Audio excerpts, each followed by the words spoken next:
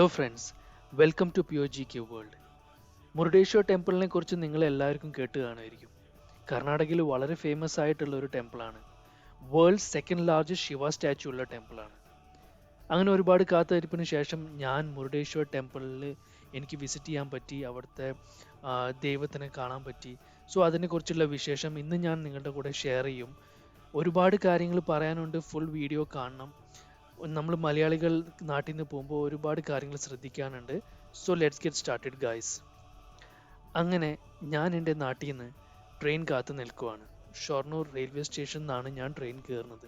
രാത്രി 10 മണിക്കാണ് ട്രെയിനൊക്കെ കയറിയതിന് ശേഷം കിടന്നു. അങ്ങനെ ഞാൻ ഒരു 4-5 മണിയായപ്പോൾ എത്തിപ്പെട്ടത് മൂകാംബിക സ്റ്റേഷനിലാണ്. മുരുടേശ്വറിന് മൂകാംബിയിലേക്ക് വെറും 30 കിലോമീറ്റേഴ്സ് ദൂരമുള്ളൂ. നിങ്ങൾക്ക് വേണമെങ്കിൽ ഇവിടെ ഇറങ്ങാം. അങ്ങനെ പതുക്കെ ട്രെയിൻ മുരുടേശ്വർ റെയിൽവേ സ്റ്റേഷനിലേക്ക് കയറിക്കൊണ്ടിരിക്കുന്നു. എൻ്റെ അടുത്ത് കുറേ പേര് വന്ന് ഇവിടുന്ന് നോക്കിക്കഴിഞ്ഞാൽ നിങ്ങൾക്ക് മുരുടേശ്വർ സ്റ്റാച്ചു കാണാൻ പറ്റും. യെസ്, കാണാൻ പറ്റിയിരുന്നു. പക്ഷേ ഫോഗ് കാരണം, തണുപ്പ് കാരണം അത് ക്യാമറയിൽ എനിക്ക് ക്ലിയർ ആയിട്ട് ക്യാപ്ചർ ചെയ്യാൻ പറ്റിയില്ല. നേരത്തെ തന്നെ റൂംസ് ബുക്ക് ചെയ്ത കാരണം നല്ല പ്രകൃതി രമണീയമായിട്ടുള്ളൊരു സ്ഥലത്താണ് എനിക്ക് റൂം കിട്ടിയത്. ബാൽക്കണിയിൽ നോക്കുമ്പോൾ ഇങ്ങനെ ഒരു വ്യൂ ആയിരുന്നു അവിടെ. ഒപ്പം തണുപ്പും ഉണ്ടായിരുന്നു. ഇവിടുന്ന് ഞങ്ങൾ കുളിച്ച് റെഡി ആയിട്ട് അങ്ങനെ തൊഴാൻ ഇറങ്ങി. നടന്നു പോകുമ്പോൾ ഒരുപാട് പൂക്കളുള്ള ചെടികളും പ്ലാസ്റ്റിക്കിൻ്റെ ഐറ്റംസുകൾ വിൽക്കാനും അങ്ങനെയൊക്കെ ഉണ്ടായിരുന്നു. ഇതൊരു വലിയ ഗോപുരവും കാണാൻ പറ്റി, ചാരിയറ്റ് പോലത്തെ. അങ്ങനെ നടന്ന് മുരുടേശ്വറിൻ്റെ ഗോപുരം ദൂരത്ത് നിന്ന് കാണുമ്പോൾ തന്നെ ഒരു സമാധാനം ആവും. അങ്ങനെ കാത്തിരിപ്പിന് ശേഷം ഇവിടെ എത്തിപ്പെടും. കോവിഡ് 8-9 മാസം വീട്ടിലിരുന്നതിന് ശേഷമാണ് ഇങ്ങനെ പുറത്തേക്ക് ഇറങ്ങാനുള്ള ഒരു ഓപ്പർച്യൂണിറ്റി കിട്ടിയത്. കണ്ടോ, ഒരുപാട് കളിപ്പാട്ടങ്ങളുള്ള കടകളും ഉണ്ട്. കുട്ടികൾക്കൊക്കെ വളരെ ഇഷ്ടപ്പെടും. ഫൈനലി ഞങ്ങൾ നടന്നു പോകുമ്പോൾ കുറച്ച് കാര്യങ്ങൾ എനിക്ക് നിങ്ങളോട് ഷെയർ ചെയ്യാനുണ്ട്. നമ്മൾ മലയാളികൾ ഇവിടെ എത്തിപ്പെട്ട് കഴിഞ്ഞാൽ ഒരുപാട് ബുദ്ധിമുട്ടും. കാരണം ഒന്നാമത് ലാംഗ്വേജ്, ശരി, അത് കുഴപ്പമില്ല എന്ന് വെക്കാം. പക്ഷേ ഇവിടുത്തെ റോഡ് വളരെ മോശമാണ്. ഒരു ഓട്ടോ പിടിച്ചിട്ടല്ലാണ്ട് നിങ്ങൾ ഹോട്ടലിൽ നിന്ന് ഈ മുരുടേശ്വർ ടെമ്പിളിൻ്റെ മുന്നിൽ വന്ന് ഇറങ്ങരുത്. നടന്നു വന്നു കഴിഞ്ഞാൽ ഒരുപാട് ബുദ്ധിമുട്ടും, ഒരുപാട് ട്രാഫിക് ആയിരിക്കും. ഞങ്ങൾ ചെന്നപ്പെട്ട സമയം ആക്ച്വലി ഒരു ഫെസ്റ്റിവൽ സമയമായിരുന്നു. അത് ഞങ്ങൾക്ക് നേരത്തെ അറിയില്ലായിരുന്നു. അതുകൊണ്ട് ഭയങ്കര റഷായിരുന്നു, ഭയങ്കര ക്രൗഡായിരുന്നു. അങ്ങനെ മുരുടേശ്വർ ടെമ്പിളിലേക്ക് ഞങ്ങൾ അടുത്തേക്ക് നടന്നുകൊണ്ട് പോകുമ്പോൾ നമ്മൾ ശ്രദ്ധിക്കപ്പെടും. ഒരുപാട് ആൾക്കാർ ഗോപുരത്തിൻ്റെ മുന്നിൽ നിന്ന് ഫോട്ടോ എടുക്കണം. ഒരുപാട് ഫോട്ടോഗ്രാഫേഴ്സ് നിങ്ങൾക്ക് അവിടെ കാണാൻ പറ്റും.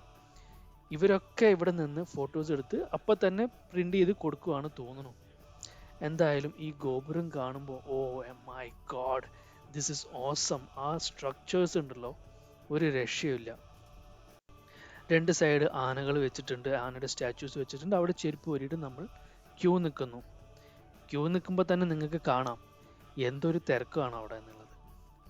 ആ തിരക്കൊക്കെ കഴിഞ്ഞിട്ട് വേണം തൊഴാൻ. ഒരു 10-15-20 മിനിറ്റ് ഞങ്ങൾ വെയിറ്റ് ചെയ്തു.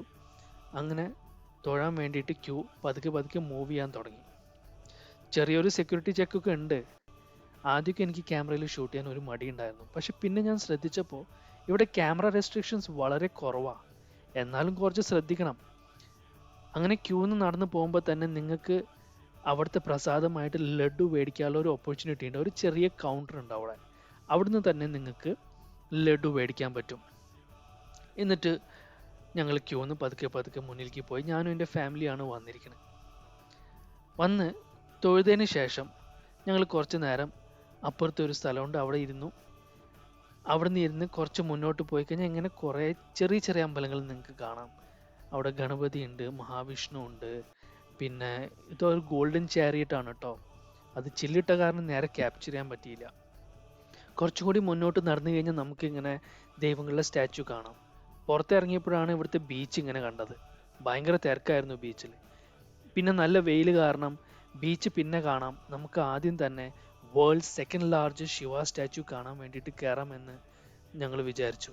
അങ്ങനെ പതുക്കെ അങ്ങോട്ട് നടക്കാൻ തുടങ്ങി. അവിടുത്തെ ഐഡലായിട്ടുള്ള മഹാദേവന്റെ ശിവലിംഗം തൊഴുതു വന്നതിന് ശേഷം തന്നെ ഒരുപാട് ക്ഷീണിച്ചു. കാരണം ഉച്ചയായപ്പോൾ നല്ല വെയിലായിരുന്നു, ഒരു രക്ഷയില്ലാത്ത വെയിലായിരുന്നു. നല്ല ദാഹം ഉണ്ടാവും.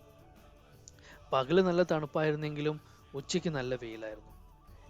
അങ്ങനെ ശിവ സ്റ്റാച്ചു കാണാൻ വേണ്ടിയിട്ട് ഞങ്ങൾ പതുക്കെ കയറാൻ തുടങ്ങി.